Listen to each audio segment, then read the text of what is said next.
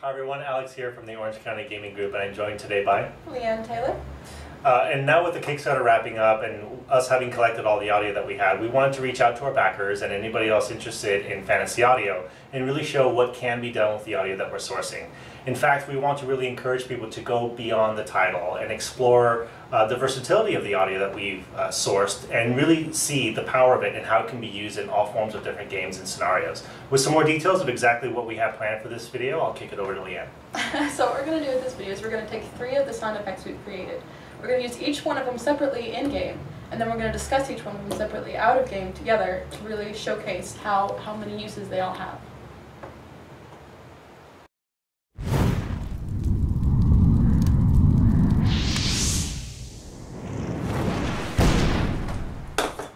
After 8 hours of intense fighting, you survive the night. You are surrounded by the bodies of your enemies, and there's a couple walls left standing from the castle that you were defending. Is there a difference between the white, the red, or the blue? For these purposes, I'm going to say no, but thank you for asking. Yes.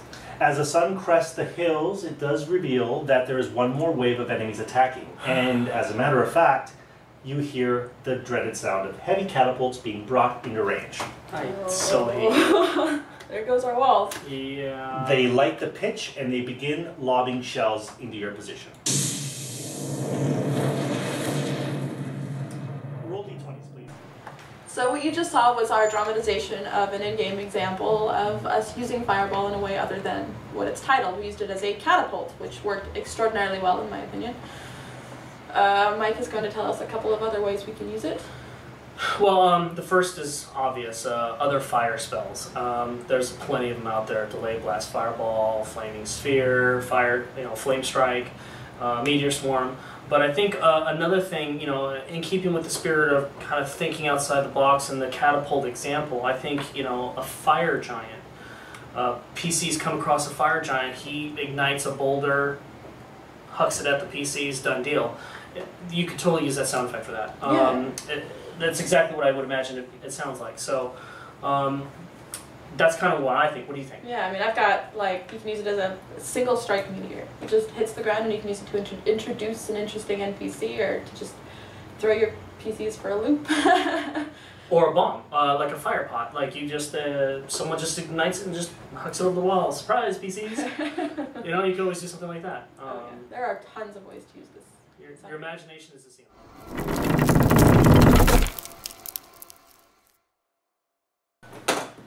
The man that you've been pursuing has finally been spotted in one of these city streets.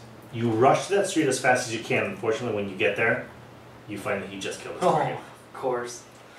He mounts his horse, so you approach, there we go. and he rides off. See ya. Leanne, you're up. We need to find a horse or we will never catch him, so I look around. Stop. Okay, you do look around, and you see a wizard mending his cart. Take his horse. Take his horse, let's go. So you just heard an alternate use for the barkskin spell. We use it for mending here in this particular instance, and Leanne's going to give us a couple of examples, and then I'll wrap it up here.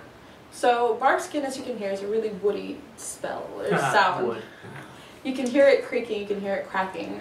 So the ideal spells it would be used for would be like tree shape or warp wood. Warp wood would be perfect. Anything where you can really hear the wood being bent to someone's will. You could even get more creative and use it in a role-playing thing. Yeah, a bridge. You can hear the bridge creaking and cracking. You even snap on the PCs if you want to get terrifying.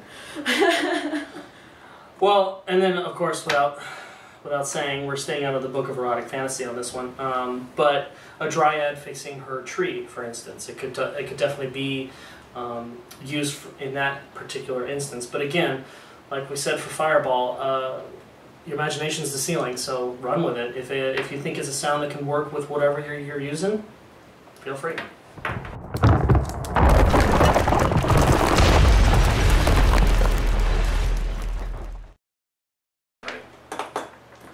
After a spirited chase, you finally find the man that you've been searching this whole time. As you approach in this secluded grove, you find that he is an archdruid. Townspeople have been sacrificed all around, and he starts to gather all the powers of earth and stone to make a terrifying opponent.